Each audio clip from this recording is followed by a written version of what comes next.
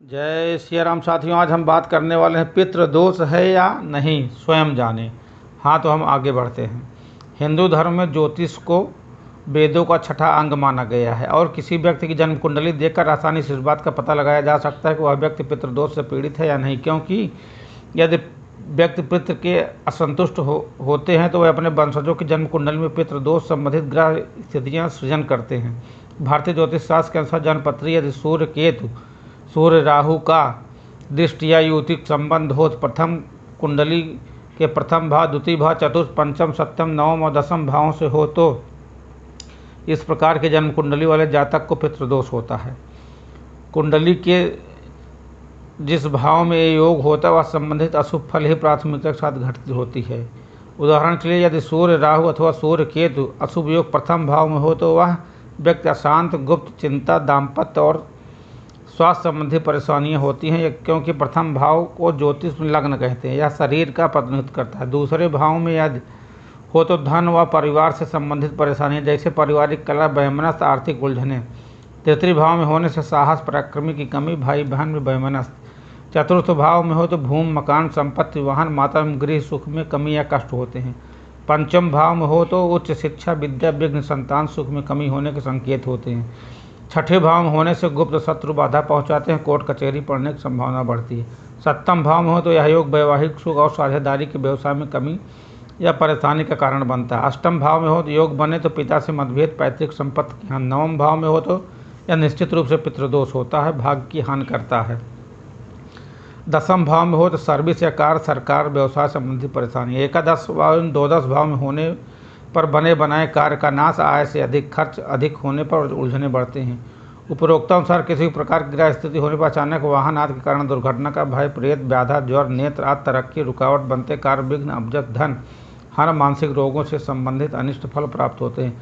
पितृदोष दो प्रकार से प्रभावित करता है: अधोगति वाले पितरों के कारण, ऊर्ध्वगति वाले पितरों के कारण। अधोगति वाले पितरों दोषों का मुख्य कारण परिजनों द्वारा किया गया गलत आचरण, परिजनों की अतृप्त इच्छाएं, जायदाद के प्रति मोह और उसके गलत लोगों के साथ उपभोग होने पर विवादित विवाह आदि में परिजनों द्वारा गलत निर्णय, परिवार के किसी भी परिजन को अकारण कष्ट देने, पितर क्रुद्ध हो जाते हैं, परिवारजनों को श्राप दे देते हैं, अपनी शक्ति से नकारात्मक फल प्रदान करते हैं। ऊर्ध्वगति वाले पितर सामान्यतः पितृदोष उत्पन्न नहीं करते, परंतु उनके किसी भी रूप में अपमान होने पर अथवा परिवार के पारंपरिक रीति रिवाजों को निर्वहन नहीं करने पर वह पितृदोष उत्पन्न करते हैं।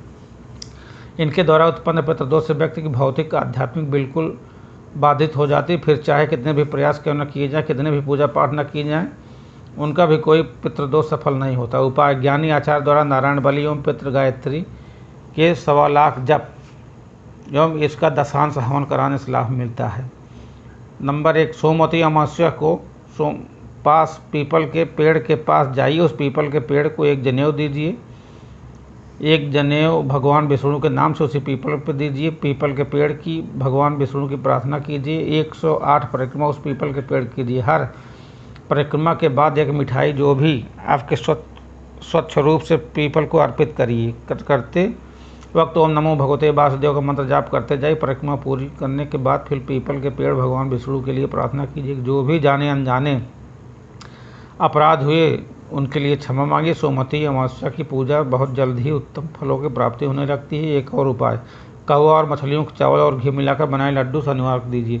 शनिवार के दिन सूर्योदय से पूर्व कच्चा दूध तथा काले तिल नियमित रूप से पीपल के वृक्ष में चढ़ाएं। सोमवार के दिन आग के 21 फूलों को भगवान शिवजी को पूजा करने से पितृदोष की शांति होती है। अपने वंशजों को चांदी लेकर नदी में प्रवाहित करें तथा माता को सम्मान देने से परिजन दोष समापन होता है। परिवार के प्रत्येक सदस्य धन एकत्र करके दान में देने से घर के निकट स्थित पीपल के पेड़ की श्रद्धापूर्वक देखभाल करने से दोष से छुटकारा मिलता है। पूर्व फाल्गुनी नक्षत्र में विधिवत इस इमली का बांदा लाकर घर में रखने से पितृदोष दूर होते हैं। अपने इष्ट देव की नियमित रूप से पूजा पाठ करते हैं, कुत्तों को भोजन कराने से दोष समापन होता है। हनुमान जी की पूजा करने तरह बंदरों को चने और केले खाने से भ्राता दोष से मुक्ति मिल जाएगी। ब्रह्म गायत्री का जप अनुष्ठान करने से पितृ दोष से छुटकारा मिलता है। घर की बड़ी बूढ़ी स्त्री अन्यथा आचरण स्पर्श करके उनका आशीर्वाद लें, मातृ दोष दूर हो जाएगा। उत्तरा फाल्गुनी नक्षत्र, उत्तरा भाद्रपद या उत्तराषाढ़ नक्षत्र में ताड़ के वृक्ष की जड़ को लेकर आए, उसी किसी पवित्र स्थान में स्थापित करने से पितृदोष दूर होता है। प्रत्येक मास की अमावस्या को अंधेरा होने पर बबूल के वृक्ष के नीचे भोजन खाने से पितृदोष नष्ट हो जाता है। गाय को पालकर उसकी सेवा करें, मातृ दोष से मुक्ति मिलती है। प्रतिदिन देसी फिटकरी से दांत साफ करने से भग्नि दोष समाप्त होता है। किसी धर्म स्थान की सफाई आदि करके वहाँ पूजन करें, प्रभु ऋण से छुटकारा मिल जाएगी। वर्ष में एक बार किसी व्यक्ति को अमावस्या के दिन भोजन कराने से, दक्षिणा एवं वस्त्र देने से ब्राह्मण दोष का निवारण होता है।